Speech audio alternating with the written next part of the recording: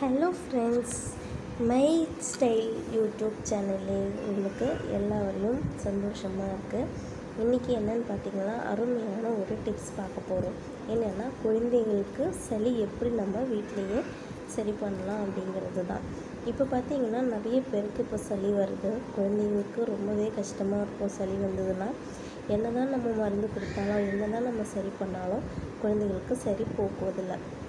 ஆனால் நம்ம ஒரு முக்கியமான ஒரு விஷயம் என்னென்னா, குழந்தைகளுக்கு கொடுக்கும்போது அதை கவனமாக சுத்தமாக கொடுக்க வேண்டும். என்னென்னு பார்த்தீங்கன்னா, இப்போ நம்ம ஒரு 3 ஐட்டம் எடுத்திருக்கோம். என்னென்னு பார்த்தீங்கன்னா, ஒன்று கற்பூரவள்ளி, இன்னொன்று துளசி இலை, இன்னொன்று தும்புப்பூ.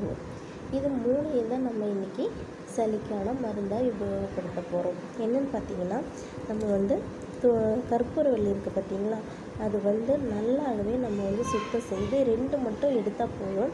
அது அளவுக்கு அதிகமாக எடுத்ததுன்னா அது நல்லதில்லை. அதனால் 2 இலை மட்டும் நான் எடுத்துக்கிறேன்.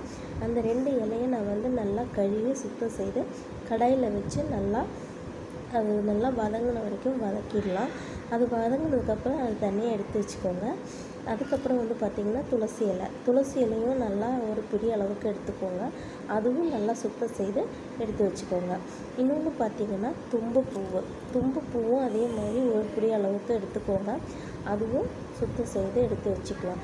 இது 3ஐயும் நல்லா உள்ளங்கையில் போட்டு நம்ம உள்ளங்கையில் ப்ரெஸ் பண்ணி நல்லா கசக்கி அந்த சாறை தான் நம்ம எடுத்து கொடுக்க போகிறோம். மிகவும் அருமையான டிப்ஸு. நீங்கள் இது 3 நாள் இல்லை 4 நாள் கூட கொடுக்கலாம். 2 வேளையும் நீங்கள் கொடுத்து வந்தீங்கன்னா சளி ரொம்பவே சளிக்கு நல்லாவே கேட்கும். ட்ரை பண்ணி பாருங்கள் ஃப்ரெண்ட்ஸ். தேங்க்யூ.